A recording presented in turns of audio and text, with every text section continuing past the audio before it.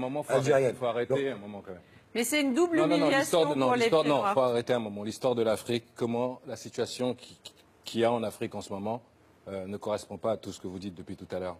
La dépendance de la France par rapport à l'Afrique, l'histoire de la colonisation, le commerce triangulaire et tout ce qui s'ensuit. On ne peut pas rester et ne pas dire qu'il n'y a pas eu un crime quelque part ou qu'il n'y a pas eu quelque chose de fait. Je pense qu'on a un problème en tant que Français.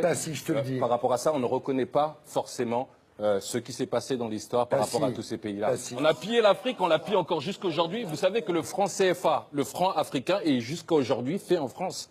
C'est encore la France qui décide de quel argent on va donner à l'Afrique. Bien sûr.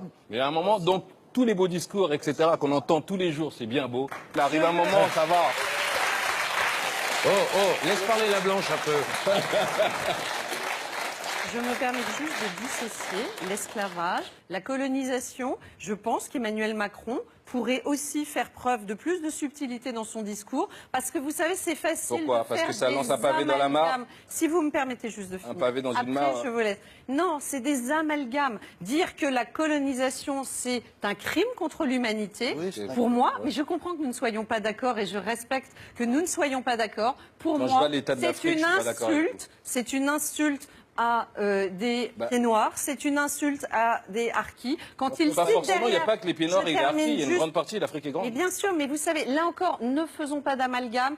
Vous savez, il faut se comparer aussi. La colonisation française peut s'enorgueillir d'avoir aussi dans ces pays apporter des choses par rapport à la colonisation anglaise. Exactement. Mais non, mais moi, il y a juste un problème. C'est pas apporter, c'est imposer. Je pense que... C'était pas une bande de sauvages qui était dans ce continent. Je pense qu'il y a plusieurs volets. La France a plus pris qu'elle a donné à l'Afrique. Donc pour moi, l'esclavage... Chirac le disait dans un discours. Chirac est de droite. L'esclavage, c'est des chaînes. La colonisation, c'est des chaînes mentales et culturelles. Non, mais c'est une triste réalité. Si on pouvait éviter les amalgames, s'il vous plaît, et notamment les politiques. Si vous regardez ce que fait Jean-Louis Borloo, par exemple, il est très attaché, il y passe beaucoup de temps à l'électrification en Afrique. Vous avez beaucoup de groupes français qui sont au contraire très attachés à aider le développement en Afrique parce que ça va être un sujet. Vous pensez que les laisser faire leur monnaie, les laisser faire leur propre argent, les laisser négocier leurs matières premières dans les bons prix, les laisser se débrouiller un peu par eux-mêmes, vous pensez que ça les aide pas plus que leur apporter de l'électricité ou un peu de lumière?